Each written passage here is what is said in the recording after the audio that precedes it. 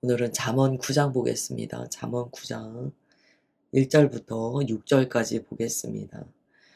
지혜가 그의 집을 짓고 일곱 기둥을 다듬고 짐승을 잡으며 포도주를 혼합하여 상을 갖추고 자기의 여종을 보내어 성중 높은 곳에서 불러 이르기를 어리석은 자는 이리로 돌이키라. 또 지혜 없는 자에게 이르기를 너는 와서 내 식물을 먹으며 내 혼합한 포도주를 마시고 어리석음을 버리고 생명을 얻으라. 명철의 길을 행하라 하느니라. 아멘. 지혜가 인격으로 잠언에는 표현되어 있는데요. 지혜는 그냥 인격이다 뿐만이 아니고요. 지혜는 우리와 계속 깊은 관계를 맺는다라고 이야기합니다. 그러니까 지혜는 그냥 우리가 생각하는 지식의 개념이라고 보아서는 안 되고요. 하나님이시다. 이렇게 우리가 마음에 담고 말씀을 읽어야지 이해가 됩니다. 어느 날 주님께서 우리를 초대하시는 거예요. 지혜가 우리를 초대한다라고 이야기를 해요. 그런데 왜 초대를 하는가? 보니까 지혜가 집을 지었대요. 그 집을 짓고 초대를 합니다. 우리가 삶을 살아갈 때요. 초대를 받는 일이 자주 있죠. 여러 번 있죠. 이런 일이 있습니다. 오십시오. 이런 행사가 있습니다. 오세요. 라는 그 초대를 우리가 받게 됩니다. 근데 오늘 말씀에 따르면은요. 정말 응해야 될 초대가 있다는 거예요. 우리가 잠언 9장에 보면 미련한 여인도 초대를 합니다. 그전에도 우리가 음료에 관한 이야기가 나왔었어요. 잘못된 초대가 있어요. 근데 인생을 살다 보면 잘못된 초대도 있지만 생명을 주는 지혜의 초대가 있다는 거예요. 복음 전도를 하러 나가면 사실 그분들을 생명의 자리로 우리가 초대하는 것입니다. 초대를 하죠. 예수님 믿으십시오. 예수님께서 당신을 위하여 죽으시고 예수님을 믿는 모든 자에게 생명을 주셨습니다. 오늘 예수님을 영접하시고 예수님을 나의 삶의 주인으로 받으시면 우리 형제님 자매님은 영생을 얻게 됩니다. 우리가 그런 복음의 말씀을 막 전합니다. 지혜로 초대하는 거죠. 어떤 사람은 그 지혜의 초대에 응합니다. 네, 제가 예수님을 믿기로 결정합니다. 선택합니다. 예수님을 영접하겠습니다. 어떤 분은 그렇진 않아요. 어떤 분은 거절하죠.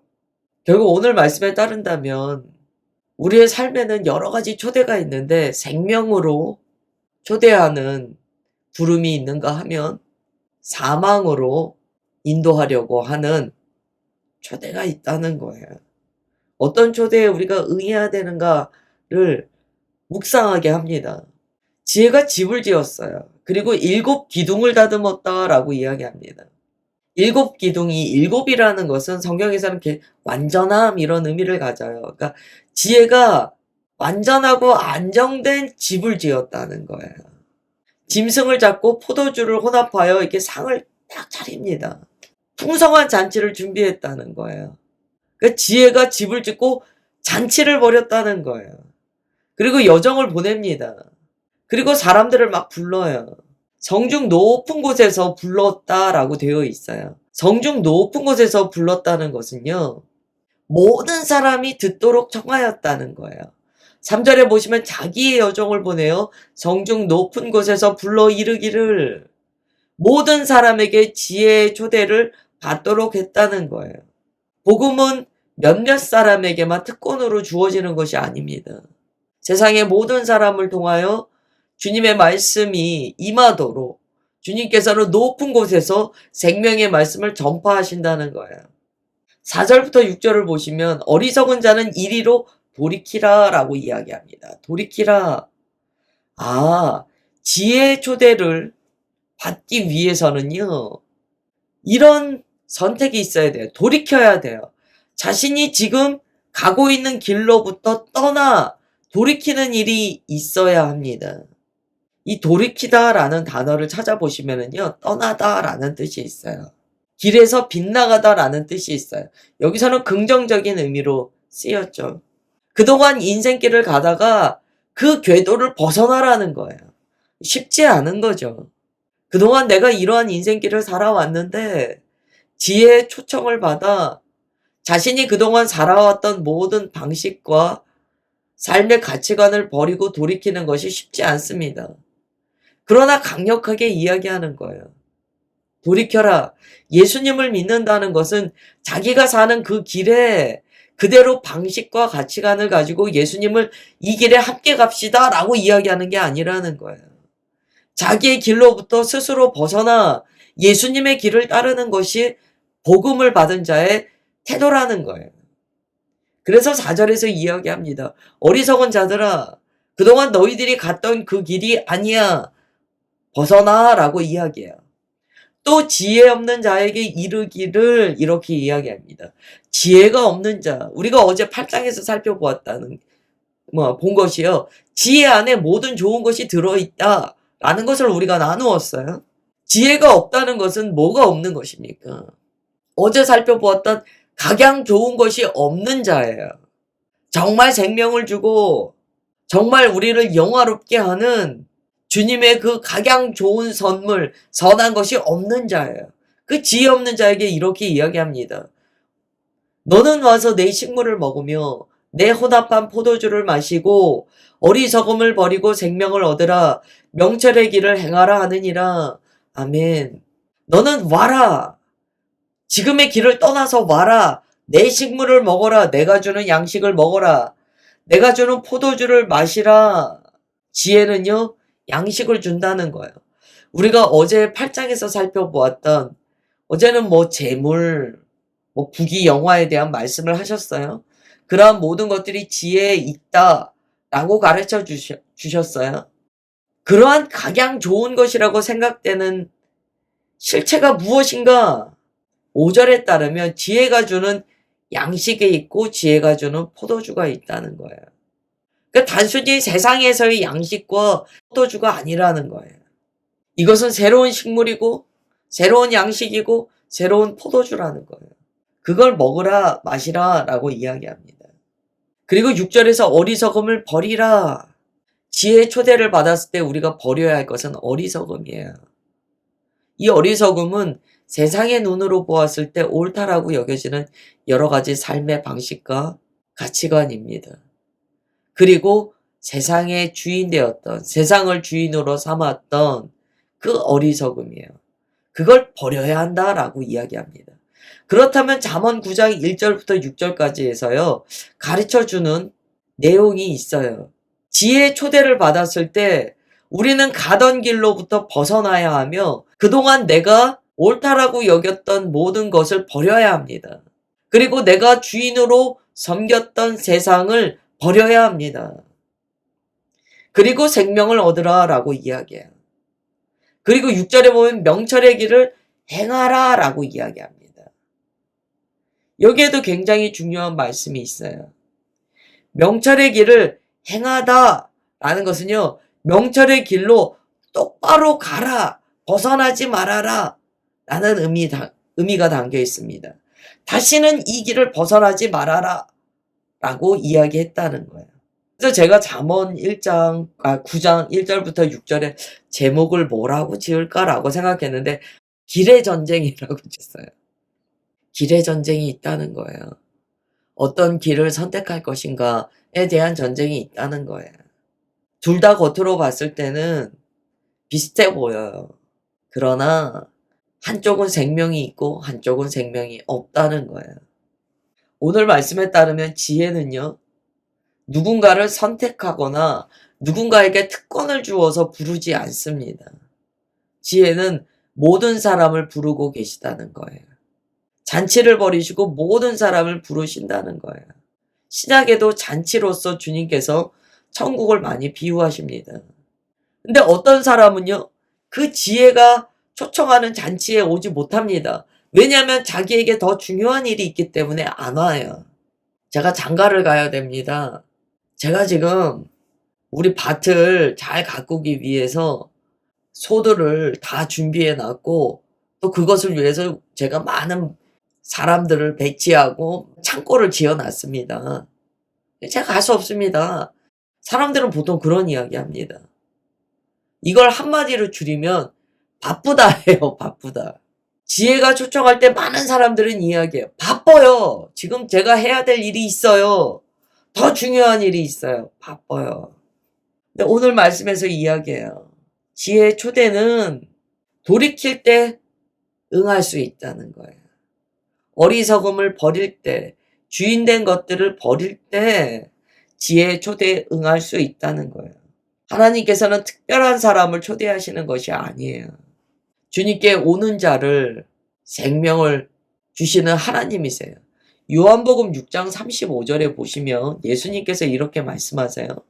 예수께서 이르시되 나는 생명의 떡이니 내게 오는 자는 결코 줄이지 아니할 터이요 나를 믿는 자는 영원히 목마르지 아니하리라. 오라는 거예요. 내게 오는 자는 결코 줄이지 않는다. 나를 믿는 자는 영원히 목마르지 않는다 라고 주님께서 약속하세요. 오늘 지혜가 똑같이 이야기하는 거예요. 오라는 거예요. 그런데 오려고 한다면 그동안의 삶의 길을 벗어나야 되고 어리석은 자들이 버려야 할 것이 있다는 거예요. 그래야 올 수 있다는 거예요. 그래서 참 그래요. 지혜의 자리에 초대해서 응하는 것은요 쉽지 않습니다. 우리는 다른 초대에는요 너무나 대책 없이 응할 때가 많아요. 내가 거기 가도 되는지, 내가 이 초대에 응해서 갔을 때 무슨 문제가 발생하지 않는지 그런 거 생각하지도 않고요. 그저 마음에서 우리는 누가 초대할 때 네 제가 갈게요. 그런 얘기 얼마나 많이 하는지 몰라요. 가고 나서 후회하는 일들이 많아요. 가지 말걸. 이 초대에 응하지 말걸. 그럴 때가 많거든요. 사람들은 너무나 많이 초대에 응합니다. 그런데 참 신기하게도 지혜가 초대하는 그 자리에는요. 마음에서 딱 일어나요. 내가 가지 못할 수많은 이유가 생각난다는 거예요. 그렇게 계획적인 사람도 아니었어요. 어떻게 보면 참 즉흥적으로 초대에 응했던 내가 이상하게 지혜의 자리만큼은 가기 싫더라는 거예요. 예수님께서 말씀하세요. 내게 오는 자는 결코 줄이지 않는다. 그래도 사람들이 가기 싫어한다는 거예요. 8장 12절, 요한복음 8장 12절 보면 이런 말씀이 있어요. 예수께서 또 말씀하여 이르시되 나는 세상의 빛이니 나를 따르는 자는 어둠에 다니지 아니하고 생명의 빛을 얻으리라. 나를 따르라 라고 말씀하신다는 거예요. 그런데 그렇게 예수님이 나를 따르라 말씀하실 때 우리 마음에 저항이 있습니다. 그렇게 따라가기가 싫은 거예요. 예수님이 내 삶에 오셔서 나를 잘되게 하시는 건 너무 좋은데 그것만 원하는 거예요. 주님 오시라는 거예요. 내가 사는 삶의 현장에 주님 오시라는 거예요. 와서 다 해주세요, 주님. 그런데 내가 주님을 따른다는 것에 대해서는 거절하는 거예요. 아니, 주님께서 내 삶에 오시는 것과 내가 따르는 것이 다릅니까? 우리가 우리 마음에 정직하게 질문해 봐야 돼요. 우리가 얼마나 많이 주님 내게 오시옵소서 기도하는지 몰라요. 와서 나를 도와주시옵소서 얼마나 많이 기도하는지 몰라요. 그러나 정작 자기의 것을 포기하고 주님을 따르는 것은 거절하는 경우가 많습니다. 그러나 오늘 지혜가 이렇게 이야기해요. 내가 너희 삶에 가겠다가 아니에요. 내게 오라 라고 명령하신다는 거예요. 나를 따르라 라고 명령하신다는 거예요. 그래서 그리스도인이 삶의 자리에 주님을 초대하는 것은 좋아하면서 주님 따르는 것을 거부한다면 믿음에 있어서의 우선순위를 좀 바꾸셔야 돼요. 주님을 따르는 것이 먼저입니다. 주님을 따라야 돼요. 그래서 오늘 지혜는 이야기합니다. 응답하라. 응답하라 1988이 아니고 지혜가 얘기해요. 응답하라. 나의 초대에 응답하라. 그래서 오늘 우리가 주님의 초대에 제가 응답하나이다. 주님의 초대에 응하여 나의 어리석음을 버리고 그동안 나의 삶의 모든 방식과 가치관을 돌이켜 주님만이 나의 주인이시라고 고백함으로 주님의 초대에 응하나이다 라고 우리가 기도하게 됩니다. 그 다음에 7절부터 12절까지 보겠습니다. 거만한 자를 징계하는 자는 도리어 능욕을 받고 악인을 책망하는 자는 도리어 흠이 잡히느니라. 거만한 자를 책망하지 말라. 그가 너를 미워할까 두려우니라. 지혜 있는 자를 책망하라. 그가 너를 사랑하리라. 지혜 있는 자에게 교훈을 더하라. 그가 더욱 지혜로워질 것이요 의로운 사람을 가르치라. 그의 학식이 더하리라. 여호와를 경외하는 것이 지혜의 근본이요 거룩하신 자를 아는 것이 명철이니라. 나 지혜로 말미암아 내 날이 많아질 것이요 내 생명의 해가 내게 더하리라. 내가 만일 지혜로우면 그 지혜가 내게 유익할 것이나 내가 만일 거만하면 너 홀로 해를 당하리라. 아멘. 지금 이 말씀은요, 우리가 삶을 살아나갈 때 굉장히 실천적으로 적용해야 될 지혜입니다. 길이 다른데요.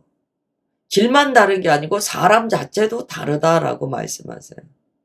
7절에 따르면 세상에 거만한 자들이 있다는 거예요. 거만한 자는 자기가 주인된 자들이죠. 예수님이 주인이 아닌 자들이 있어요. 근데 이 거만한 자를 징계하면은요, 능욕을 받는다는 거예요. 절대 듣지 않는다는 거예요. 오히려 이들이 자신에게 옳은 소리 한 자를 모욕한다는 거예요. 악인을 책망하는 자는 흠이 잡힌다. 이것도 참 독특한 표현이에요. 악인을 책망해봐라. 오히려 그가 너를 흠잡을 거야. 너에게 해를 끼칠 거야. 라고 말씀하세요. 거만한 자 악인은요, 생각의 구조 자체가 다르다는 거예요. 아무리 얘기해봤자 생각의 구조가 다르기 때문에 지혜를 지혜로 받지 않더라는 거예요. 8절에 이렇게 말씀해요. 거만한 자를 책망하지 말아라. 그가 너를 미워할까 두려우니라. 지혜 있는 자를 책망하라. 그가 너를 사랑하리라. 우리가 사람 사이의 관계에서 이 사람이 지혜가 있는지 이 사람이 거만한지를 어떻게 알 수 있냐면 무언가 그에게 옳은 말을 해야 될 때 옳은 말을 해보면 안다는 거예요. 이 옳은 말을 해주었을 때 지혜 있는 사람은 그 말을 해줬기 때문에 도리어 그 권면을 한 사람을 사랑한다는 거예요. 근데 지혜가 없는 자는 그런 권면을 하잖아요. 원수된다는 거예요. 9절 이렇게 말씀합니다. 지혜 있는 자에게 교훈을 더하라. 그가 더욱 지혜로워질 것이요 의로운 사람을 가르치라. 그의 학식이 더하리라. 지혜가 있으면 빈익빈 부익부가 나타난다는 거예요. 지혜가 있는 자는 지혜를 주면 그가 지혜 안에서 더 부하게 되는데 의로운 사람도 더 부하게 되는데 아닌 사람은 오히려 더 가난해진다는 거예요. 지혜로운 권면을 무시하고 오히려 그에게 해를 끼치기 때문에 더 가난해진다는 거예요.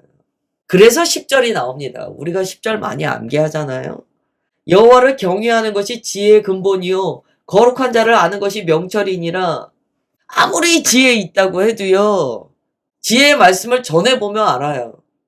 이거는 제가 여러분들에 비해서 조금 더 많이 경험할 수 있다라는 생각은 살짝 듭니다. 뭐냐면 이렇게 주님의 말씀을 이렇게 전할 때 알아요. 설교를 할 때 알거든요. 설교를 할 때 이 말씀을 잘 받으시는구나, 못 받으시는구나, 이걸 제가 감각할 때가 있어요. 여러분들도 삶에서 많이 경험하실 거예요. 이 어떤 그 지혜를 이렇게 전달해 봤을 때요, 하나님을 경외함이 있는 자는요, 반응이 달라요. 10절은 거기에 대한 말씀이에요. 여호와를 경외함으로써 지혜를 얻는다는 의미보다는요, 7절부터 9절의 의미를 봤을 때 지혜는 보니까 하나님을 경외하는 마음이 있어야지 지혜가 되더라는 거예요. 그래서 지혜가 지혜다워질 수 있는 그 근본의 바탕이 무엇인가? 하나님을 경외하는 마음이 있어야 된다는 거예요. 하나님을 경외하는 마음이 없는 자한테는 지혜를 줘봤자 쓰레기 취급한다는 거예요. 도리어 나를 상하게 한다는 거예요. 거룩하신 자를 아는 것이, 하나님을 정말 아는 자가 명철을 명철답게 받을 수 있다는 거예요. 10절을 우리가 잠언의 전체적인 내용에서 파악한다면 좀 더 깊이 이해하게 됩니다. 그래서 11절, 12절 이렇게 이야기해요. 나 지혜로 말미암아 너의 날이 많아질 것이요 내 생명의 해가 내게 더하리라. 지혜가 영생이라는 거예요. 내가 만일 지혜로우면 그 지혜가 내게 유익할 것이나 내가 만일 거만하면 너 홀로 해를 당하리라. 7절과 12절에서 주제문을 구한다면 저는 12절이에요. 우리가 지혜롭다면 지혜가 우리에게 유익합니다. 그러나 만일 내가 아직도 마음에 거만함이 있다면, 내가 주인이라면 지혜가 하나도 유익하지 못하다는 거예요. 그래서 결론을 이렇게 맺으세요. 너 홀로 해를 당하리라. 수많은 지혜가 있어도 너를 구하지 못할 것이다. 굉장히 깊은 말씀이에요.